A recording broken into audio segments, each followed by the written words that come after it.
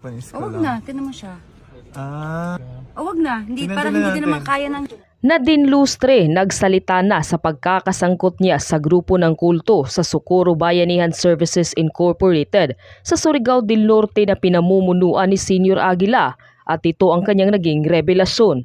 Halina't sabay-sabay nating panuuri at alamin ang video ito. Ngunit bago tayo magpatuloy, huwag kalimutang i-like, share, subscribe, and click the notification bell for more updates and for more upcoming videos.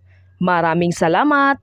Turing ka ng kaibigan ng kapihan dahil nakarating ka ngayong araw na ito. Kasama na rin ang kanyang gwapong boyfriend. Usap-usapan ngayon sa mundo ng social media ang mga larawan at video na kumalat na ngayon online. Ang litrato sa sikat na aktres na si Nadine Lustre kasama ang controversial ngayon na si Jeren Esquilario o mas kilala bilang si Senior Aguila, ang leader ng kulto sa Socorro Bayanihan Services Incorporated o SBSI. Ayon pa ng mga netizens, naging biktima lamang raw ang aktres at napaniwala sa isang grade 7 lamang raw ang natapos. Kasi nga naman daw, kung meron umano silang artistang maihaharap lalo na sa kanilang grupo, ay malamang kapani-paniwala ang kalokohan ni Senior Aguila at upang makalikom pa ng mas maraming miyembro at tagasunod ng kanilang mga nais na ipagawa.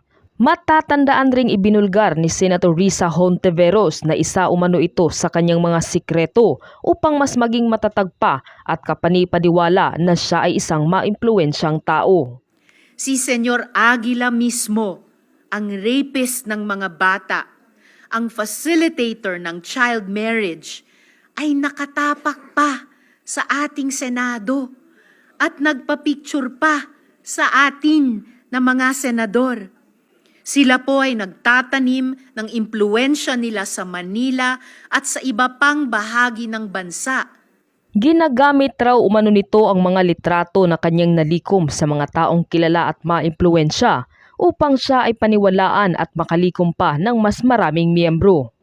Samantala nagsalita na ang aktres na si Nadine Lustre sa pagkakasangkot niya sa grupo ng kulto sa Socorro Bayanihan Services Incorporated o SBSI na pinamumunuan mismo ni Senior Aguila.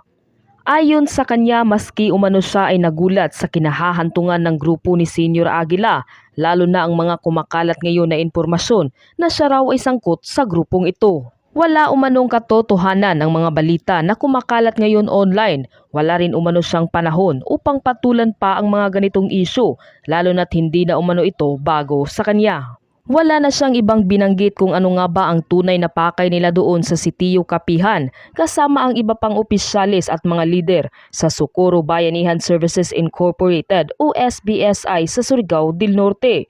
Ikaw ano ang masasabi mo sa video ito? Mag-iwan ng komento sa baba.